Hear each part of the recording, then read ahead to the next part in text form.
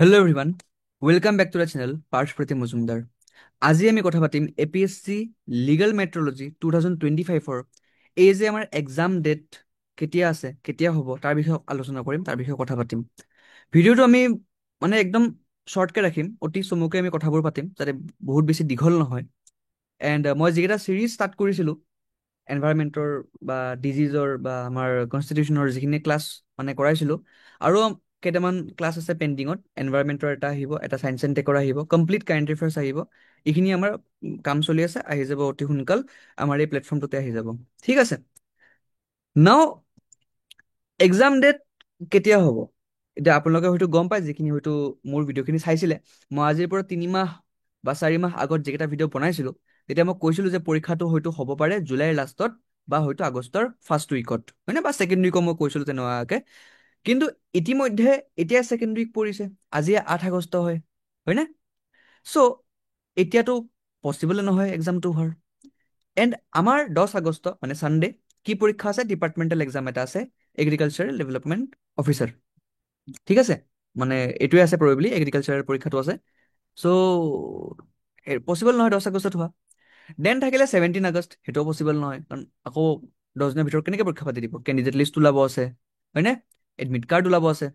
And 31 আগষ্টত আমাৰ departmental পৰীক্ষা আছে, জেই চিভিল মানে জুনিয়ৰ ইঞ্জিনিয়াৰ চিভিল।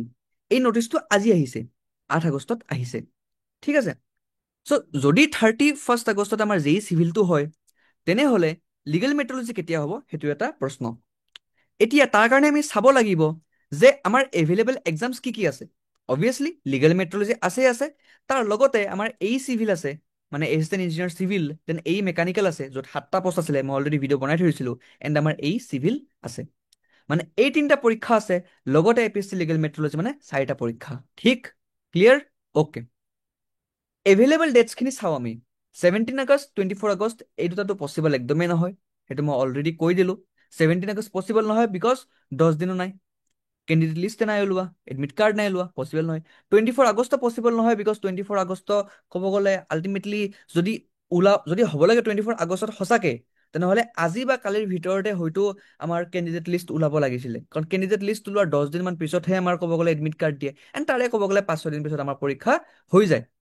তো 24 আগষ্ট পচিবল নহয়। থাকিলে 7 ছেপ্টেম্বৰ, 14 ছেপ্টেম্বৰ, 21 ছেপ্টেম্বৰ, 28 ছেপ্টেম্বৰ। এতিয়া এই 4টা দিনত, চানডে চানডে চানডে চানডে 4টা চানডে হয় অবভিয়াছলি। চ' এই 4টা চানডেত আমাৰ কোনোবা এটা চানডে পৰীক্ষাটো হ'ব পাৰে, সম্ভাৱনা আছে। 3টা পৰীক্ষাটো ফিক্স। 3টা পৰীক্ষা কি কি হ'ব? এই চিভিল, এই মেকানিকেল, এই চিভিল, জেই চিভিল, এইকেইটাতো আমাৰ হৈ যাব। মই এই মেকানিকেল লিখিব লাগিছিলে, আৰু জেই চিভিল, জেই মেকানিকেল লিখিব লাগিছিলে, এই চিভিল হৈ গ'ল। ঠিক আছে, এনিৱে আল্টিমেটলি 3টা পৰীক্ষা আছে, তুমি গম পালো আৰু। ঠিক আছে, এতিয়া 3টা পৰীক্ষাৰ ভিতৰত 7, 14, 21, 28 এই 3টা পৰীক্ষা হ'ব, লগতে লিগেল মেট্ৰলজিটো হ'ব লাগে। এণ্ড যদি বস্তুটো নহয় ছেপ্টেম্বৰত, যদি অক্টোবৰলৈ গুচি যায়, তেনেহ'লে অক্টোবৰত ক'ব গ'লে APSC CC মেইনছো আছে, 11, 12, 13 অক্টোবৰ সম্ভাৱনা, হয়নে? চ' তেতিয়া আৰু ক'ব নোৱাৰো যে তেতিয়া পৰীক্ষাটো কেতিয়া হয় কেতিয়া নহয়, কিন্তু মোৰ হিচাপত হয়তো পৰীক্ষাটো আমাৰ 7, 14, 21, 28 ছেপ্টেম্বৰতে হ'ব লাগে, যিহেতুকে 17 মাৰ্চতে নটিফিকেশ্যন ওলাই গৈছিলে। এণ্ড সেই হিচাপত কিন্তু মানে 6 মাহমানৰ ভিতৰত আমাৰ পৰীক্ষাটো হৈ যায়, বা 6 মাহ বা 7 মাহ ধৰি থৈ দিছোঁ। চ' ছেপ্টেম্বৰত পৰীক্ষাটো হ'ব লাগে। এতিয়া কথাটো হ'ল যে আপোনালোকে প্ৰিপাৰেশ্যন চলাই থাকক, বহুত বেছি আপোনালোকে ভয় নাখাব, চলাই থাকক। ছেপ্টেম্বৰতে পৰীক্ষাটো হ'ব, টাইম আছে, সময় আমাৰ হাতত কমচে কম এমাহ আছে, এমাহ 1.5 মাহ ধুনীয়াকৈ আছে, এমাহ 1.5 মাহ চাফিচিয়েণ্ট হয়।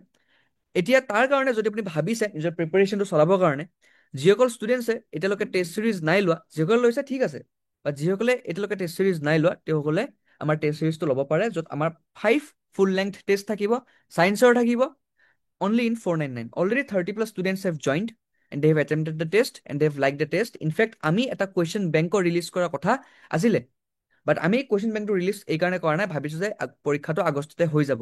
কিন্তু যিহেতু আল্টিমেটলি আগষ্টত পৰীক্ষাটো নহয়, চ' উই উইল থিংক এবাউট ইট যে আমি কুৱেশ্যন বেংক ৰিলিজ কৰোঁ নে নকৰোঁ।